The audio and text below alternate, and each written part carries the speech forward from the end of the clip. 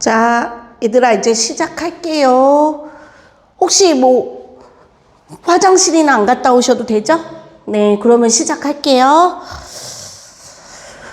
아이고, 여러분도 힘들죠? 힘들 거야. 왜냐면 지금 또 이제 4월의 그쵸? 첫 시작이고 중간 수요일이기도 하고 피곤할 것 같은데 그래도 이렇게 와가지고 수업해줘서 감사합니다. 네네. 좀만 힘냅시다. 자, 우리 그 기초완성을 좀 잠깐 봐주시면 지금 시에 대해서 하고 있었거든요. 맞죠? 그래서 시라는 것은 내가 기본적으로 얘기를 많이 했지만 노래라고 생각하시면 쉬워요. 그래서 노래는 뭐냐면 운율이 있다라고 말씀을 드려요. 이게 제일 큰 특징이에요. 시가 소설이나 다른 작품과 제일 큰 차이가 뭐냐면 바로 운율을 가지고 있다는, 그러니까 노래예요. 노래, 랩.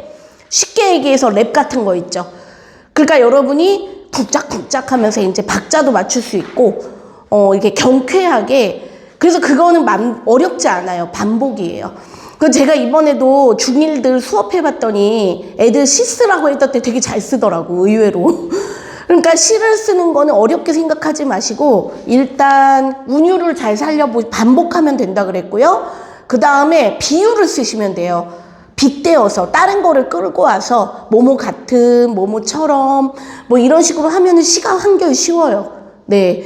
그러니까 이제 시라고 꼭 거창한 게 아니라 여러분이 그 원리만 알면은 그래도 쉽게 접근할 수 있지 않을까. 그래서 이제 우리 작품은 한 번도 안 본 것 같아서요. 24쪽 한 번만 펴줘 볼래요? 24쪽? 예, 시 작품을 한번 24쪽 보시면 내 마음은 이라고 해서 나와 있죠. 여기 보여요? 요거 좀 같이 볼게요. 내 마음은 자, 이 내 마음은 이 시는요, 거기 보면은 주제가 그대에 대한 사랑의 열정과 애달픔이라고 나옵니다. 자, 그래서 이 구절이 되게 유명하죠. 이 시에서 봐. 첫째 줄에 내 마음은 뭐래요? 호수요 이러죠. 자, 그래서 요거 두 개 똑같은 거 뭐라 그러죠, 우리가? 얘와 얘가 똑같은 거. 은, 유 쓰세요. 은유법. 은유법이 쓰였습니다. 내 마음은 호수요. 그대 노저오. 그러니까 호수 같다는 건 어떤 걸 것 같아요? 거기다 써봐. 내 마음이 호수 같다는 거는 잔잔하고 평화롭다는 뜻일 겁니다. 다시 한번 뭐라고요? 잔잔하고 평화롭다는 뜻이에요. 나 동그라미 해봐. 우리 나가 뭐라 그랬죠? 시의 화자. 시의 화자죠, 나는. 나는 그대가 누구겠어요? 사랑하는 사람이죠.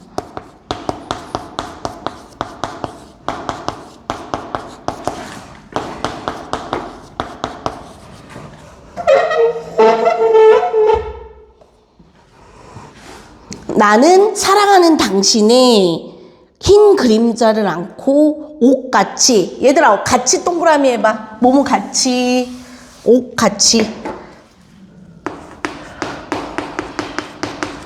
직유죠, 직유법. 너네 옷 알죠? 보석. 이렇게 약간 약간 에메랄드빛 나는 거. 약간 할머니들이 좋아하시는 보석. 옥으로 목걸이 많이 하죠. 그대의 배전에 부딪히리라. 거기다 쓰세요. 배전에 부딪힌다는 말은 열정적이란 말이에요. 열정적. 그 다음에 내 마음은 촛불이요. 얘들아, 촛불은 어떨 것 같아요? 니네 생각에. 거기다 쓰세요. 뜨겁죠? 열정적이고 태우지요? 희생적이에요. 열정과 희생을 뜻합니다. 뭐가?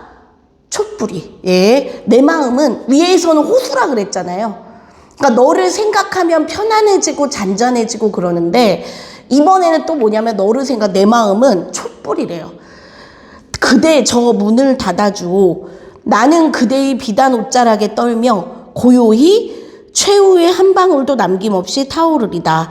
자, 거기다 쓰세요. 뭐냐면 너를 위한 희생이겠죠. 그러니까 뭐냐면 너를 위해서는 다 태워도 좋다 이거겠죠. 그러니까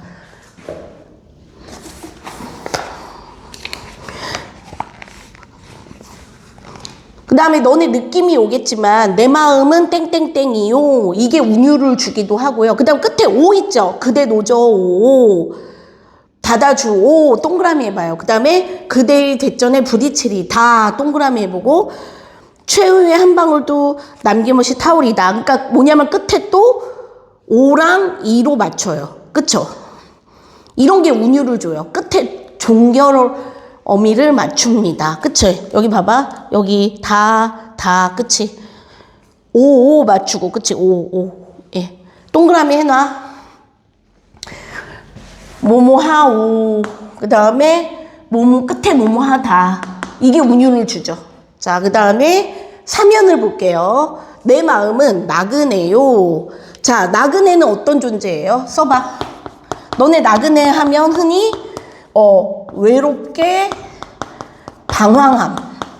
방황하고 좀 떠들죠. 그대 피리를 불어줘. 나를 위해서 피리를 불어주면 좋겠다 이거죠. 나는 달 아래 귀를 기울이며 호젓이 나의 밤을 새이오리다. 거의 나의 밤을 새겠다. 그 뭐냐면 너를 생각하며 밤을 새겠다. 그리움이에요. 그 다음에 내 마음은 낙엽이요. 얘들아 낙엽은 또 어떤 존재일까요? 거기다 써보세요. 낙엽.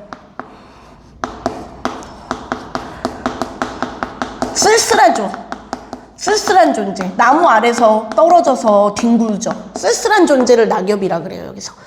그러니까 여기서 내 마음을 나타내는 게 4가지가 있어요, 은유법으로. 자, 첫 번째 호수, 두 번째 촛불, 세 번째 나그네, 네 번째 낙엽. 그쵸? 내 이름은 낙엽이요.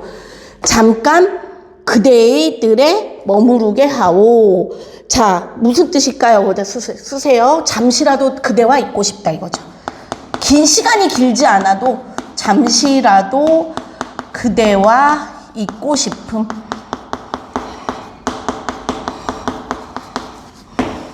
잠시라도 그대와 있고 싶다. 이제 바람이 일면 나는 또 나그네 같이 동그라미 보세요. 나그네 같이 이게 뭘까요? 직유법. 외로이 그대를 떠나오리다. 얘들아, 거의 맨 마지막 줄 떠난대요. 뭘 것 같아요? 애달픔이죠. 애처로워요. 떠나야 되니까. 그리고 안타까워요. 그래서 결론적으로 시를 읽어보니까 그대 옆에 있을 수가 없는 상황 같습니다. 그쵸? 예.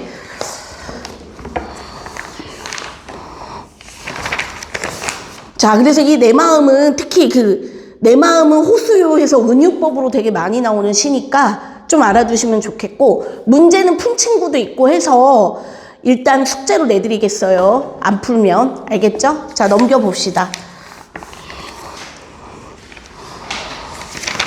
다음엔 28쪽 한번 펴주세요. 28쪽. 엄마야 누나야랑 돌담에 속삭이는 햇발. 얘들아, 덥니? 더우면 얘기해요. 에어컨 틀어줄게. 그렇게 더운 것 같진 않은데 또 혹시 몰라서. 네, 얘들아, 엄마야 누나야랑 돌담, 이 두 시는 워낙 또 유명합니다. 너네 이 엄마야 누나야는 노래로도 엄마야 누나야 강변 살자 이런 노래 있어요. 혹시 들어봤는지는 모르겠는데, 유호야, 혹시 이 시 들어봤니? 엄마야 누나야? 들어보진 않았어? 정연이는? 들어본 것 같지? 어때?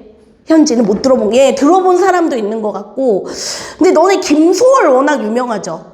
김소월 시인, 물론 나보기가 역겨워 가실 때에는 말없이 고이 보내드리우리다. 내가 자꾸 노래를 부르는데 진달래꽃으로 워낙 우리나라의 민요적이고 민속적으로 유명한 시인이죠. 자, 김소월 거기다 쓰세요. 김소월 시인은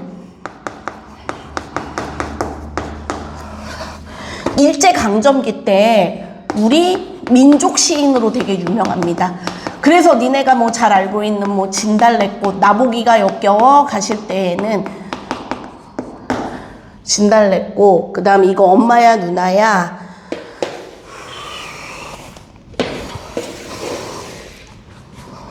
그 다음에 뭐 접동색,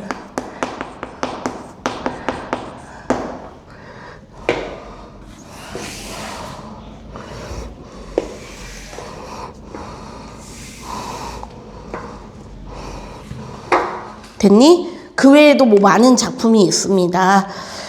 자, 그래서 뭐 이거는 되게 4줄밖에 안 돼요. 1년으로 된 이거 그래서 거기다 쓰세요. 그리고 이거는 그 엄마야 누나야는 동시예요. 너네 동시가 뭔 줄 알죠? 아이들을 위한 시라고 보시면 되는데, 딱 보면 뭐를 알면 알 수 있냐면 엄마야 누나야 라고 합니다. 자, 거기서 쓰세요. 자, 그러면 엄마야 누나야라고 하는 거에서 뭐를 알 수 있냐면 화자가, 시의 화자가 어린 남자아이예요. 왜요? 너네 아무래도 나이가 든 남성이라면 어머니나 누이라고 할 확률이 큽니다. 누나나. 근데 엄마야 누나야 이렇게 얘기를 한다는 거는 조금 나이가 어린 아이 아닐까 이렇게 생각. 남자 그리고 여자애라면 언니라고 할 텐데 누나라고 하는 거, 그래서 남자 어린 아이라고 보시면 돼요. 화자가 뭐라고요? 어린 남자아이. 그 다음에 엄마야 누나야 그 강변 살자 이랬어요. 강변, 강가. 자, 강변이 뭐냐면 쓰세요. 바로 꿈꾸는 이상세계예요. 살고 싶은 이상세계. 강변에 살자. 뜰에는 반짝이는 금모래빛. 얘들아, 뜰에는 반짝이는 금모래니까 뭐냐면 시각이라고 쓰세요. 시각. 눈으로 보니까 시각적 심상. 금모래니까. 그 다음에 뒷문 밖에는 갈잎의 노래. 노래 동그라미 해보세요. 귀로 듣죠, 노래는. 청각적 심상.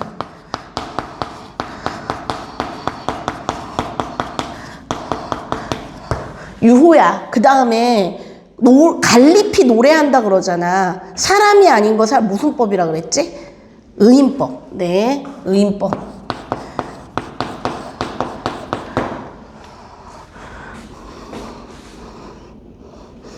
다음에 엄마야 누나야 강변 살자. 또 똑같아요. 그쵸? 이거 다 썼니? 지워도 되니? 다 썼으면 자 보세요. 엄마야 누나야 강변 살자, 그거를 어떻게 하시냐면 이렇게 묶으시고 위아래가 똑같은 거를 뭐라 그러면 수미상관이라고 합니다. 수가 머리고 미가 꼬리예요. 그래서 수미상관이라는 건 뭐냐면 시에서 제일 앞부분과 끝부분이 똑같거나 유사한 거. 그러니까 뭐냐면 맨 처음이랑 끝이 똑같거나, 여기도 엄마야 누나야 강변 살자로 시작해서 끝에도 엄마야 누나야 강변 살자로 끝나요. 그러면 이제 수미상관이 어떤 효과가 있냐면 거기다 써보세요. 수미상관의 효과가 첫 번째, 똑같은 게 2번 나오니까 운율을 주고, 그 다음에 중요하다는 거에서 내용이 강조되고, 그 다음에 햄버거나 샌드위치처럼 위아래로 딱 받쳐주거든요. 구조가 안정이 돼요. 다시 한번 뭐라고요? 구조가 안정된다.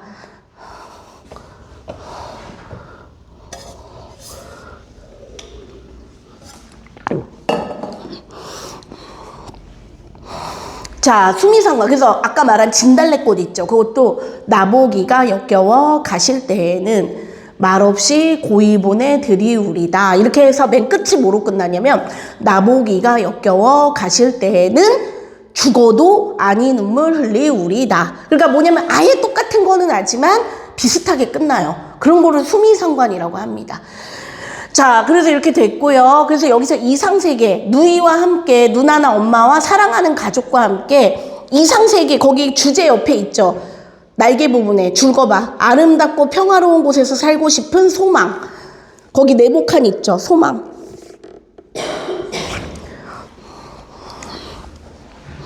그 다음에 운율 주는 거를 얘기해 보면, 자 보세요. 이 수미상관도 들어가고, 그 다음에 이것도 있어요. 운율 또 뭐 있냐면 봐봐. 엄마야, 누나야, 강변 살자.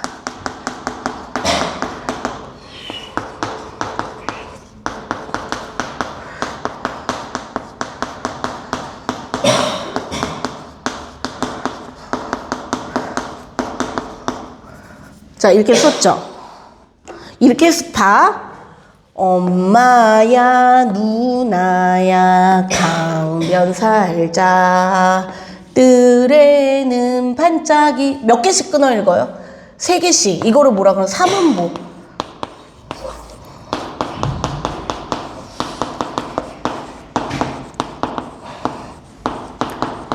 음보라는 게 끊어 읽기 단위예요, 얘들아. 시에서 너네 왜 우리 체육 시간에도 2보 앞으로가 하나 둘 이거 보가 원래 걸음이란 뜻입니다.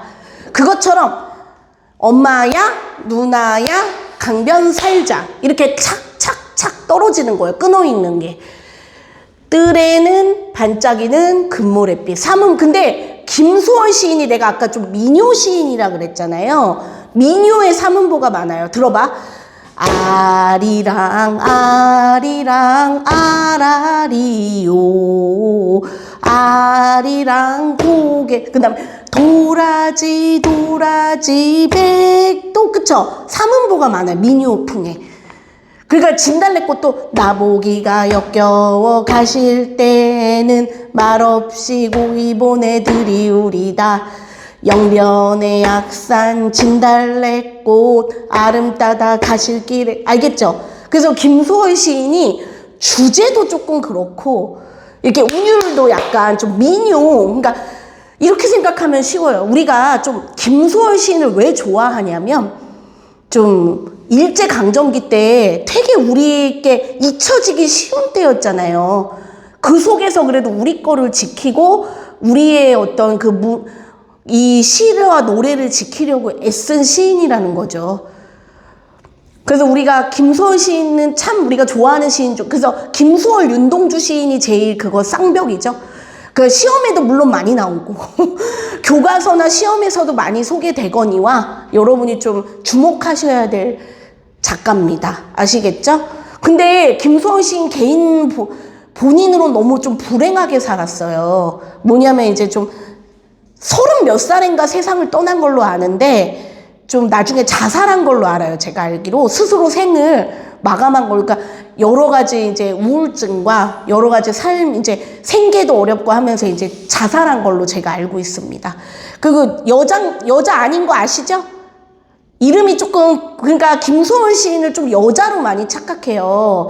그런데 본명이 김소월이 아니고 김정식이에요.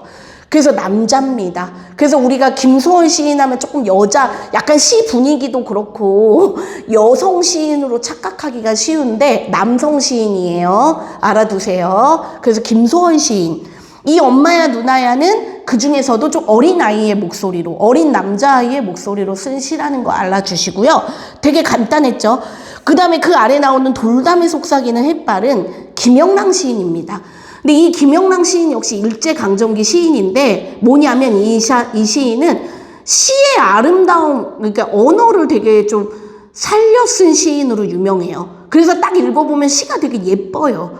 예쁜 시를 많이 쓴 시인입니다. 자, 그럼 한번 같이 읽어볼게요. 이 시도 정말 유명해요. 선생님 때부터 교과서에 실려있던 시예요. 이 시는 봐봐. 돌담에 속삭이는 햇발같이 풀 아래 웃음 짓는 샘물같이 내 마음 고요히 고운 봄길 위에 오늘 하루 하늘을 우러르고 싶다. 새학시 볼에 떠오는 부끄럼같이 시의 가슴에 살포시 젖는 물결같이 보드레한 에메랄드 얇게 흐르는 실비단 하늘을 바라보고 싶다. 이미 너네가 저랑 좀 한 가락이 있어서 비유법이나 운율이 보이는 게 있을 거예요. 맞죠? 자, 한번 볼게요. 돌담에 속삭이는 햇발같이. 얘들아, 뭐뭐 같이니까 무슨 법이에요, 일단? 지규. 야, 써놓으세요, 거기. 뭐뭐 같이 지규법이 일단 쓰였고요. 그 다음에 속삭이고 웃음 짓는다 그랬으니까 무슨 법이에요?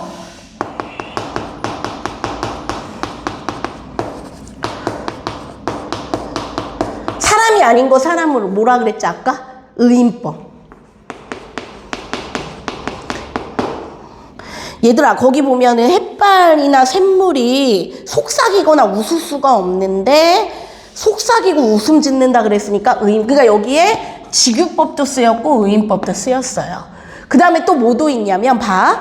돌담에 속삭이는 햇발같이 풀 아래 웃음 짓는 샘물. 봐. 돌담이 있으면 풀 아래가 있고 속삭이면 웃음 짓는 게 있고 햇발이 있으면 샘물이 있어요. 자, 거기다 뭐라고 쓰냐면 대꾸법이라고 쓰세요. 대꾸법이 뭐냐면 비슷한 문장 구조가 반복됩니다. 같거나 비슷한 문장 구조가 반복되는 거예요.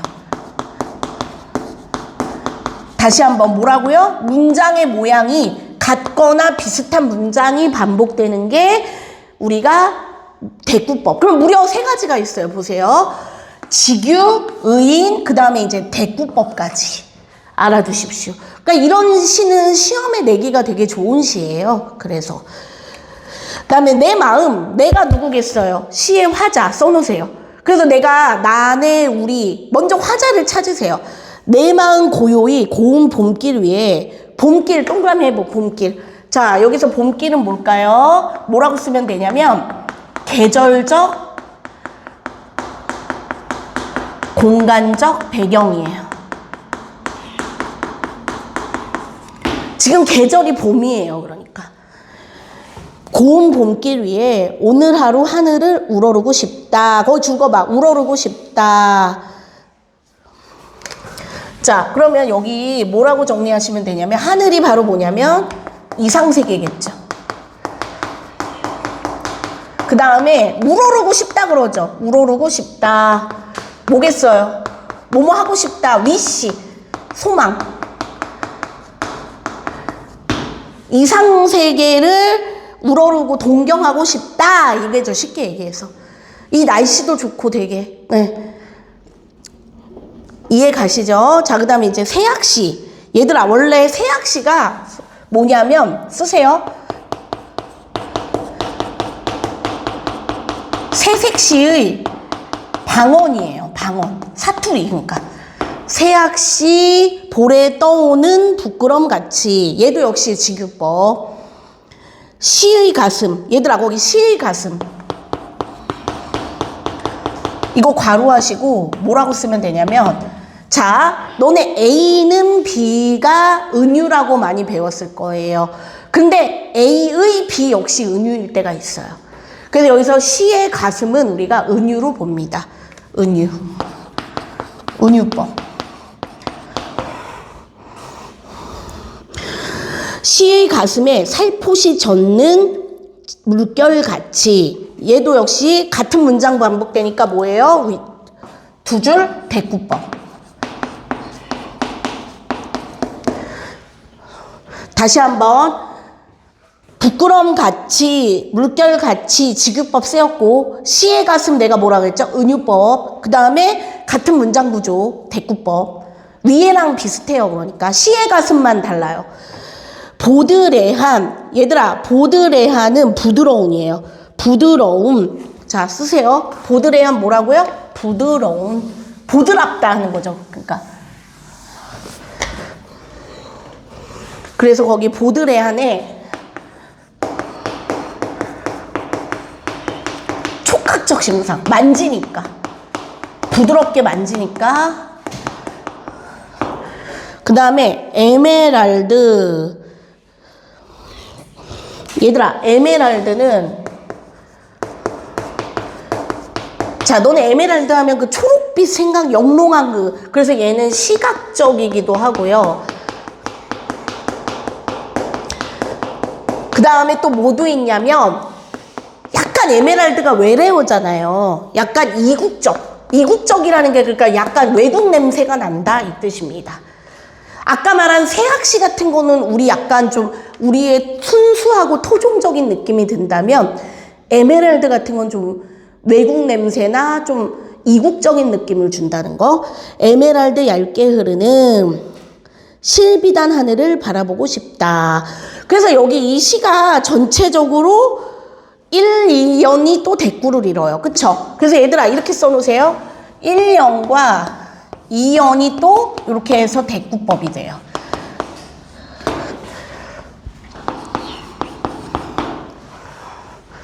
그러니까 운율을 되게 잘 맞춰 지은 시죠. 뭐뭐하는 뭐뭐같이 뭐뭐하고 싶다. 끝에 뭐뭐하고 싶다로 끝나죠. 그래서 1년 전체 1년과 그 네 줄과 아래 네 줄이 서로 짝을 이루는 대꾸법. 그러니까 대꾸법이 위에 두 줄, 그 다음에 그러니까 위에 두 줄, 그 다음에 2연에 두 줄 이렇게 해서 대꾸법도 쓰였는데 전체도 또 대꾸법이란 얘기예요. 그러니까 이해 가시죠? 시 전체도 그러니까 아시겠음? 네. 자, 그래서 주제는 뭐라 그랬냐면 봄하늘에 대한 동경과 예찬입니다. 그거 줄거봐. 나의 거기 그 날개 부분에 알맹이 콕콕에 봄하늘에 대한 여기 봄하늘에 대한 동경과 예찬. 여기 봄하늘에 대한 됐지? 봄하늘에 대한 동경과 예찬.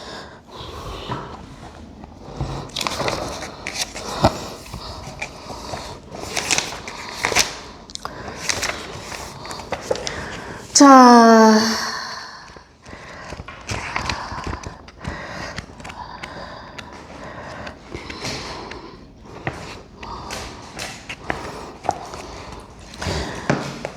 그 다음에 자 어디를 잠깐 펴주시냐면 그 안푼문은 지금 보니까 유호는 풀었는데 내가 조금 일찍 내줘서 나머지 두 분은 29쪽까지 풀어보세요. 알았죠?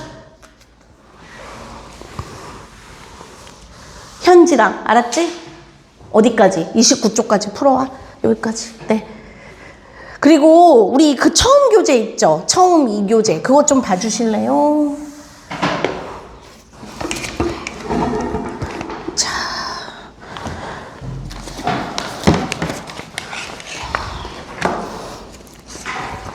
얘들아, 우리가 좀 문법은 좀 많이 안 봤죠. 그래서 오늘 문법을 먼저 조금 볼라 그래요. 어디 보시냐면 91페이지를 잠깐 펴주시면 문법에서 나옵니다. 우리 교재 91페이지. 네, 펴봐. 91페이지.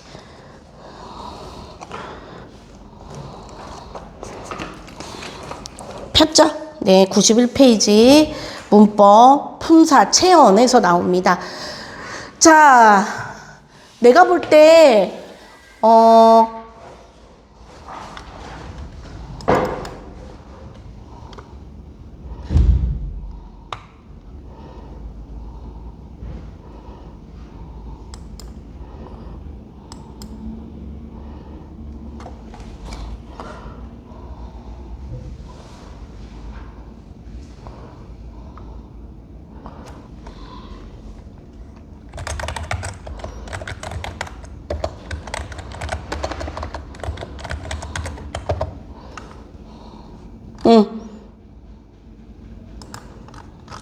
자, 봅시다.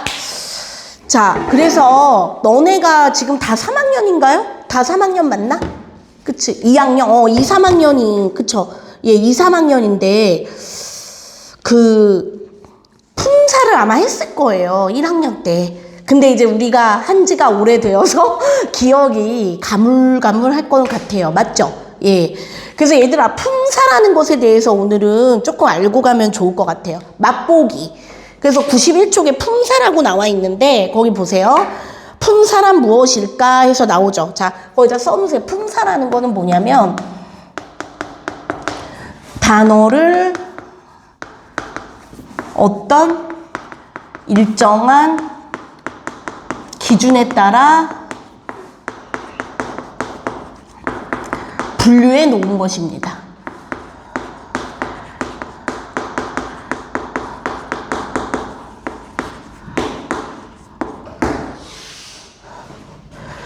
다시 한번, 품사라는 것은 단어를 어떤 일정한 기준. 그래서 이게 중요해요. 이거 기준. 그래서 너네 마트 가보죠. 가족들이랑 이제 마트 쇼핑 같은 것도 갈 텐데, 마트를 가면 그게 이렇게 종류별로 좀 나눠져 있죠. 예를 들어 여기는 뭐 과자, 여기는 냉동식품, 여기는 라면, 여기는 통조림.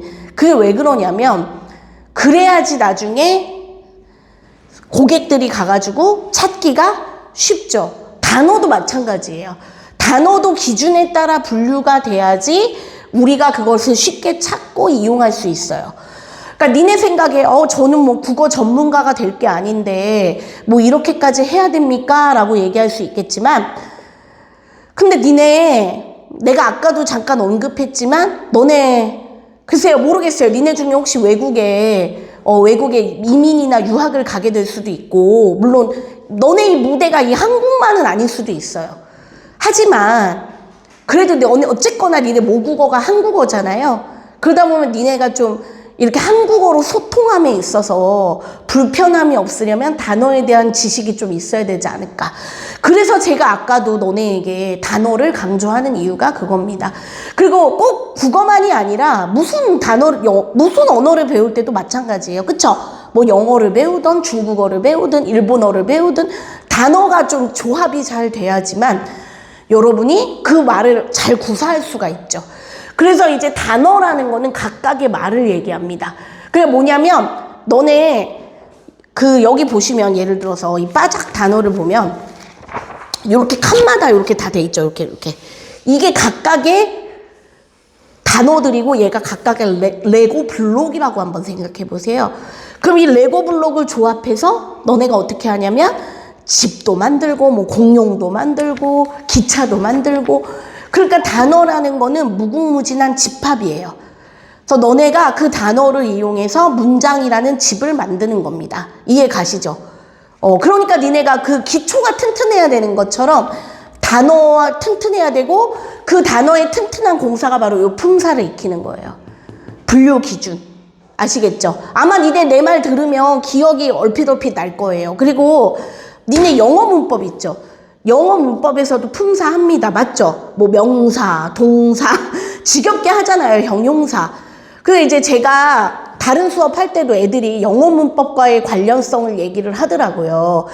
그래서 얘기를 하면 겹쳐지는 부분도 물론 있고요. 아닌 부분도 있습니다. 근데 제가 확실하게 말씀드릴 수 있는 건 국어 문법을 잘해두면 영어 문법에도 큰 도움이 돼요. 네. 자, 그래서 일단 품사라는 거는 거기다가 그 빈칸에 썼나요?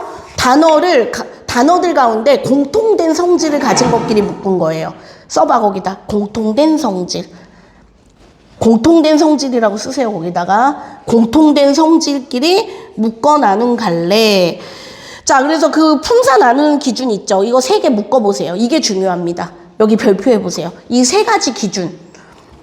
자, 그래서 품사를 나눈 이 기준이 중요한데, 네. 자, 봐봐. 이렇게 하셔서 첫 번째, 단어가 문장에서 쓰일 때 형태. 다음에 두 번째, 단어가 문장에서 맡은 역할, 즉 기능. 다음에 세 번째, 해당 품사에 속하는 단어들이 가지는 공통적 의미. 그래서 형태, 기능, 의미로 외웁니다. 우리가 흔히. 쓰세요, 거기다. 형태, 기능, 의미. 첫 번째, 문장에서 쓰일 때의 형태가 변하냐 안 변하느냐. 두 번째, 문장에서 맡은 역할, 즉 기능이 뭐냐. 세 번째, 해당 품사에 속하는 단어들이 가지는 공통적 의미가 무엇이냐. 이렇게 얘기할 수 있겠습니다. 됐니? 자, 보자. 어디 썼어? 여기다 써야지. 형태, 기능, 의미. 그치. 형태, 기능, 의미. 자, 그 다음에 그 아래에 표로 정리가 돼 있기는 해요. 자, 그래서 한번 저랑 봅시다. 자, 먼저 보시면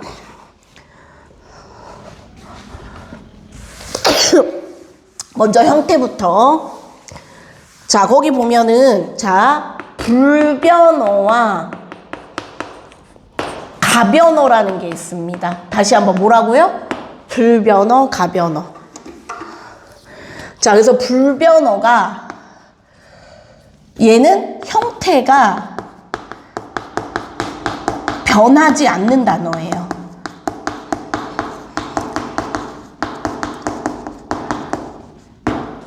예를 들어서 뭐 하늘, 어머니, 친구 이런 단어. 이런 단어는 형태가 안 변해요. 알겠지? 그 다음에 가변어는 형태가 변해요, 얘는. 뭐가 있냐면, 보세요. 예를 들어서 먹다. 뭐, 먹고, 먹니, 먹어서, 이렇게 어때요? 점점점점. 형태가 변하고, 그 다음에 그 예쁘다. 예쁘다 같은 경우도 뭐, 예쁘니, 예뻐서, 예쁘구나, 뭐, 이렇게. 예쁘자는 안 되고, 예뻤다. 이렇게 형태가 되게 다양하게 변해요. 먹고, 먹어서, 먹니. 그러니까 먹은 안 변하는데 뒤에가 변하고, 예쁘가 안 변하고, 물론 좀 모양이 변하는 경우도 있지만, 예쁘는 안 변하고, 다는 변해요. 알겠지? 졸린 거 아니지? 졸려? 응? 물 좀 마시고 올래? 괜찮아? 응. 얘들아, 가변어, 불변어가 뭐라고요? 가변어, 불변어가? 거기다 써봐. 불변어는 뭐라고요? 이거 써. 형태가 변하지 않는 단어. 자, 형태가 변하지 않는 단어를 불변어라고 하고요. 다음에 형태가 변하는 단어 뭐라고 한다고요? 가변어다. 썼니? 거기 네모칸에 쓰면 될 것 같아요. 여기요. 그쵸? 예. 그렇죠. 거기다. 형태가 변하지 않고 얘는 형태가 변하고.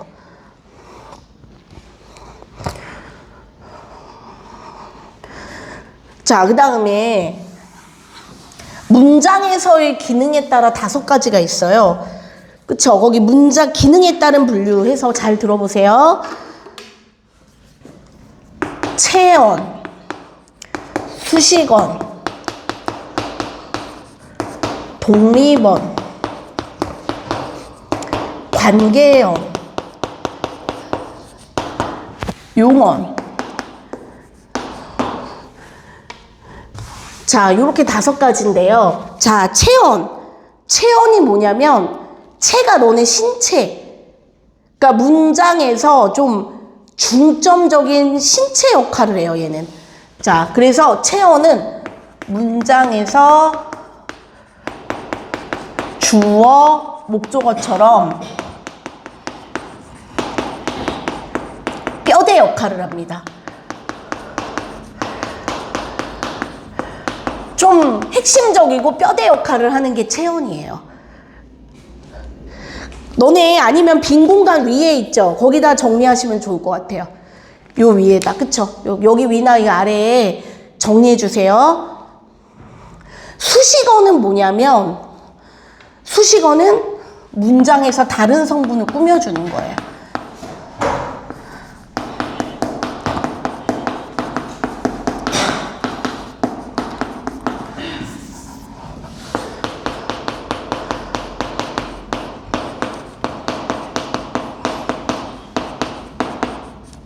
그거를 수식어니라 그러고, 그 다음에 독립어는 뭐냐면,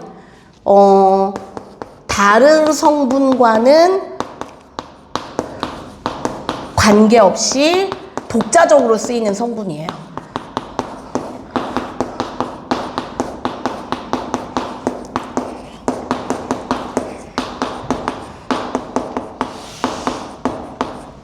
그게 독립어입니다. 다시 한번요. 다른 성분과 독립이 뭔지 아시잖아요. 누군가에게 구속되지 않고 혼자 독립적으로 있는 거, 혼자 있는 거.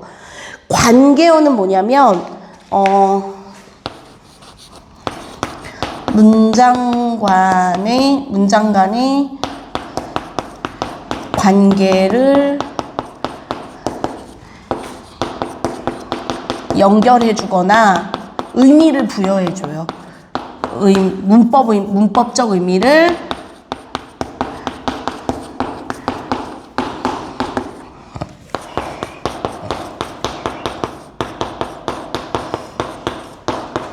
추가해주는 기능을 합니다. 얘는 관계어는 관계를 지어준다는 말이에요. 다시 한번 문장 간 관계를 연결해주거나 문법적 의미를 추가해주는 것을 관계어이라고 얘기를 해요. 자, 그래서 우리가 기능에 따른 분류를 할 때는 5개예요. 체언, 수식언, 독립언, 관계언, 그 다음에 용언이 있죠. 용언. 자, 용언은 뭐라고 하냐면 용언은 문장 안에서 형태가 다양하게 활용하는 거예요. 다양하게 활용.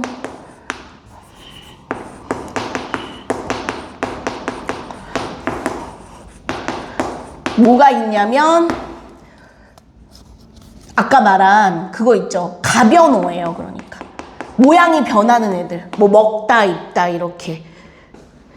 모양을 자유롭게 활용한다 그래서 용언이에요. 너네 왜 재활용품이라 그러죠? 우리 왜 페트병이나 이런 거 모양이 변하지요.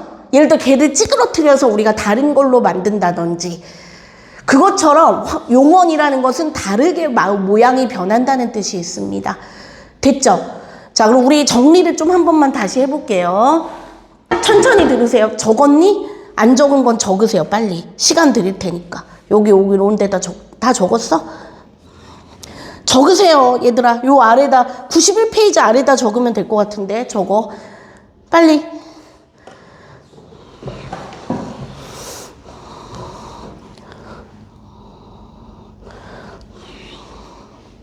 안 적은 거 있으면 적으세요. 빨리.